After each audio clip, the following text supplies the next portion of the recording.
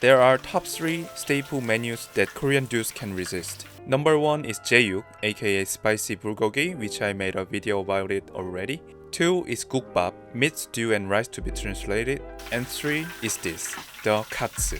What makes them great is that they are packed with protein, easy on the wallet, and come out fast. Truly mission-oriented, tactical dishes indeed. All that being said, today I'm going to show you how to make the Katsu in the Korean way. It will be large and it will be great. Before we start, it will be so helpful if you leave a like and subscribe first. Thank you very much for your support.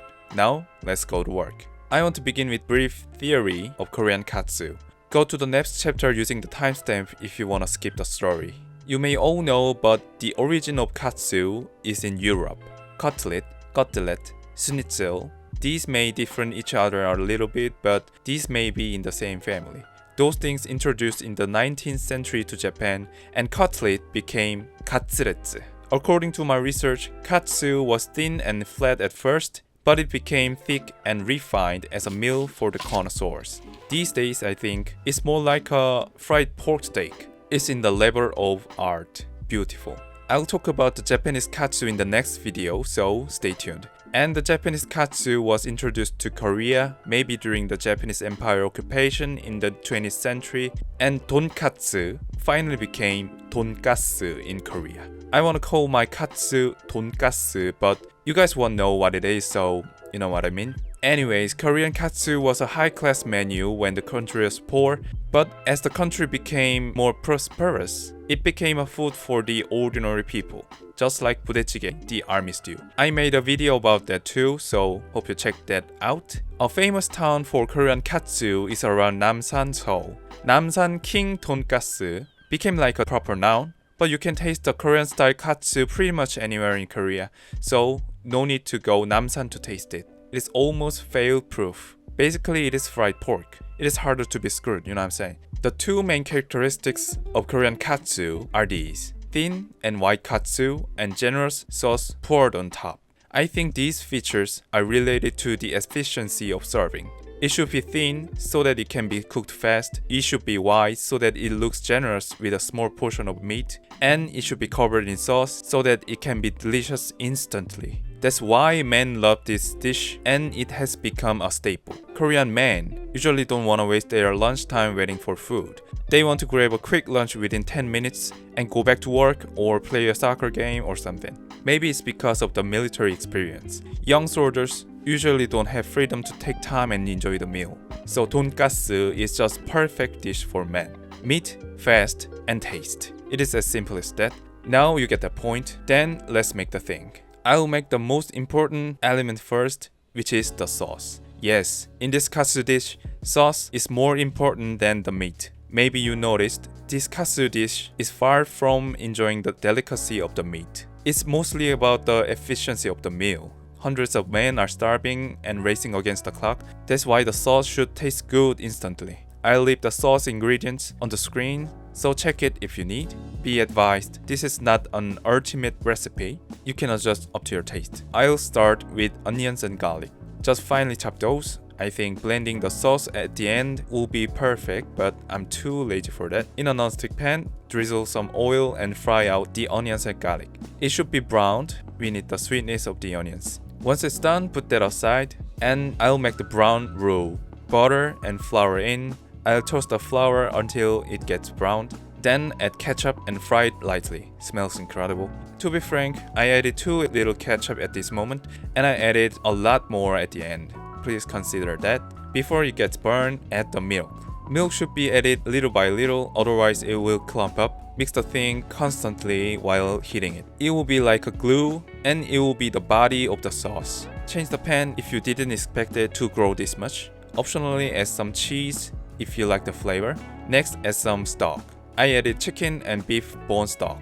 Some restaurants add seafood stock made of anchovy and kombu. Also up to your taste. I'm too lazy for making myself. Next, the demi-glace sauce. Demi-glace is freaking hard to make at home. According to my research, even in the restaurants and hotels, use this Heinz product. Making this myself would be a pain in the ass. It contains tomato, red wine, pork, beef, vegetables, and so on and on. It smells like chocolate, what the hell? Put that into the pot anyway.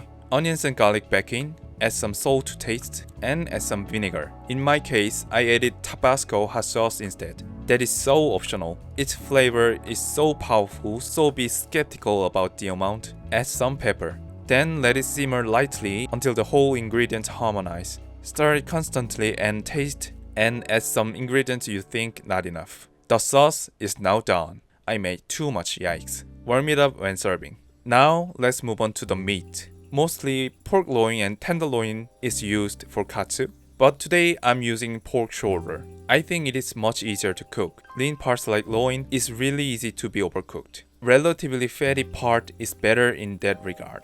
Wipe the surface and I'm trying to open it like a pamphlet. Slice 1/3 point and same with the other side. It is so easy to cut yourself, so you should take time and be extra careful. I'm using more than 350 grams of pork to make it as large as possible, which is too much and super unnecessary. That is because I'm a YouTuber. So if you're willing to make it yourself, just use 200 grams of pork and slice only halfway. That will be enough. The slicing done, then place a plastic sheet on it and hammer the meat with wine bottle. Of course, meat mallet would be ideal, but I didn't want to buy one just for this. Don't go too hard with this, otherwise you could tear the meat. This is not only tenderizing the meat, but also making it large and thin. If you want it to be not too thin, just do as you want. After that, poke the meat with the knife so that it doesn't shrink during the cooking. Especially the part that the fat and meat meets should be poked, because there tends to be some tough tissues like silver skins. I poke the fat part more to make it render out more easily. After that, salt and white pepper each side and let it rest for 1 hour. While the meat is resting, I'll make the macaroni salad, which is a classic garnish for this. I'm making a small portion, so I'll just microwave it. Make hot water, salt, microwave, chop some carrots just for the color, add some frozen peas also for the color, drain and chill, mayo, salt, and pepper. That's it. Simple is the best, yeah? Let's go back to the meat. Prepare 3 trays and put in flour, egg, and breadcrumbs. Dress those in the order: flour, egg, and bread. You have to thoroughly coat it with the thing. If you coat flour poorly or too much, the egg will not stick. If the egg doesn't stick, the bread will not stick. Thoroughly coat the flour and shake off the excess. Move on to the egg wash and flip it using a fork or a stick. If you use your hand in this process, lumps of flour in your hand can stick to the meat. That is no good. Make every nook and cranny coated with the egg. Finally, move on to the bread and finish the job.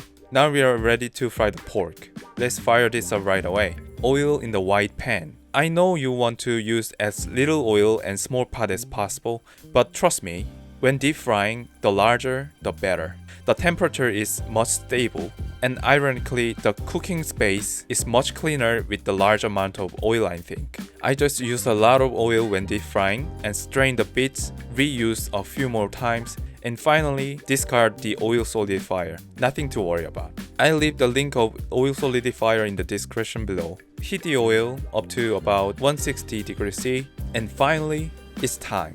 It is big, so you should be really careful not to splash the hot oil. I'm using 2 tongs. This is pretty thin meat, so you don't have to worry about the internal safe temperature. When the outside is golden brown, it is fully cooked. Told you it is simple. Not that hard, as making a Japanese katsu will be my next video, as I said, coming soon. About 4 minutes will do. Once it's golden brown, take it out and carefully shake off the excess oil. Don't shake it if you cannot trust yourself. Serious injury could occur if you lost it. Great work, guys. It's time to enjoy. On a large plate, place your beautiful meat, mac salad, a bowl of rice, and one more classic garnish, the cabbage salad with ketchup and mayo. Finally, warmed up demi-glace sauce on top.